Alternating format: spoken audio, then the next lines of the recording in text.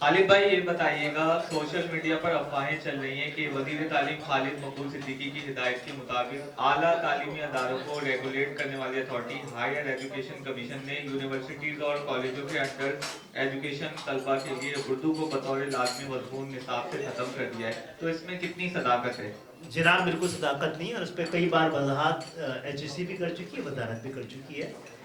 اس میں کوئی تو اس کی میں مکمل طور پہ تردید کرتا ہوں۔ اردو قومی زبان ہے اور اس کی ترویج کے لیے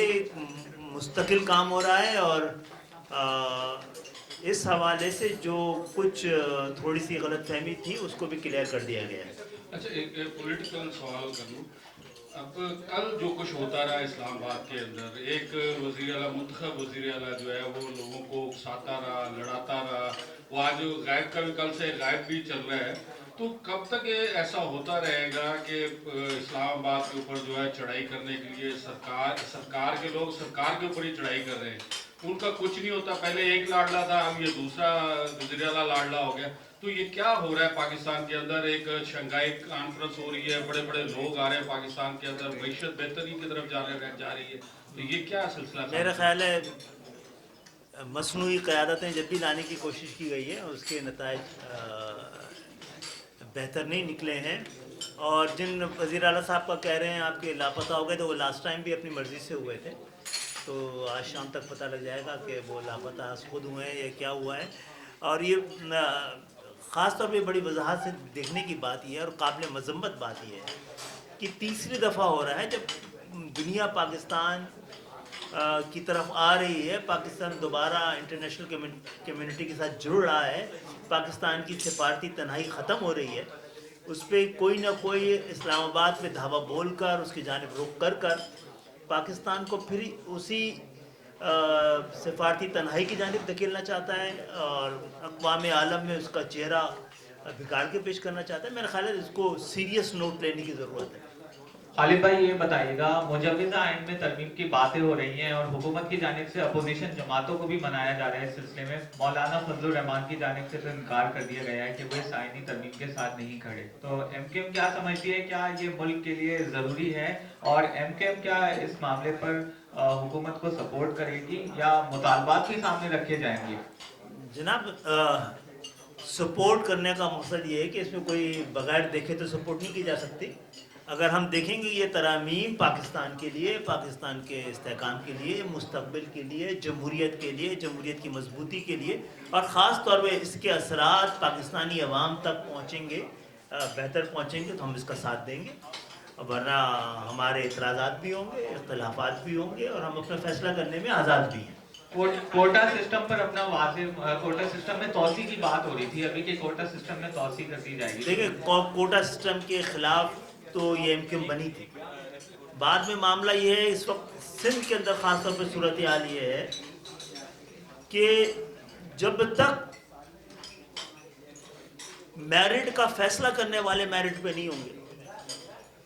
یہاں پہ میرٹ کے بارے میں تصور بھی مشکل ہو جاتا ہے، تو پاکستان میں جینوئن میرٹ آنی چاہیے، کوٹا کسی بھی لیول کا نہیں ہونا چاہیے، اور سندھ کے اندر تو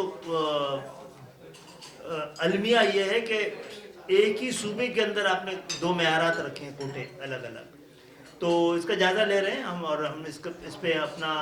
رائے دے چکی ہے کہ ہم اس کی مخالفت کریں گے۔ خالد بھائی یہ بتائیے گا کہ وفاقی حکومت جو آپ کی منسٹری ہے وہ تعلیم کو ڈیجیٹلائز کرنے کے لیے کیا اقدامات لے رہی ہے، اور دوسرا یہ ہے کہ نیشنل ایجوکیشن پالیسی آپ کب اناؤنس کر دیا ہے؟ اچھا، نیشنل ایجوکیشن پالیسی اس سال کے اینڈ میں یا اگلے سال کے شروع میں پراپرلی آ جائے گی، اس پہ کام ہو رہا ہے،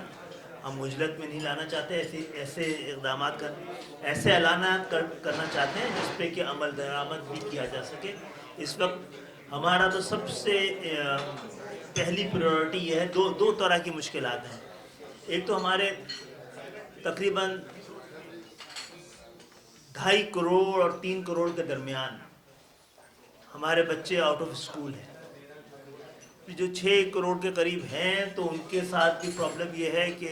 کوالٹی آف ایجوکیشن کا ایشو ہے، ایک طرف تو اس کو ایڈریس کرنا ہے، دوسری طرف ہمارے جو نوجوان ہیں جنہوں نے پڑھ لیا ہے، ڈگری ہے،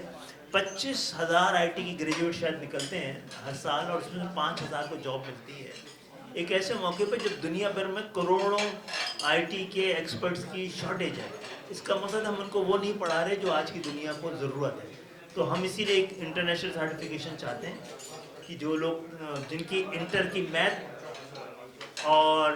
انگلش اچھی ہو وہاں سے لے کر چاہے IT کا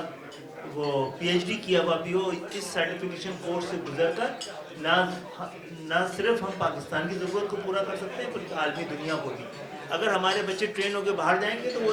برین ڈرین نہیں ہے, وہ برین ٹرین ہے.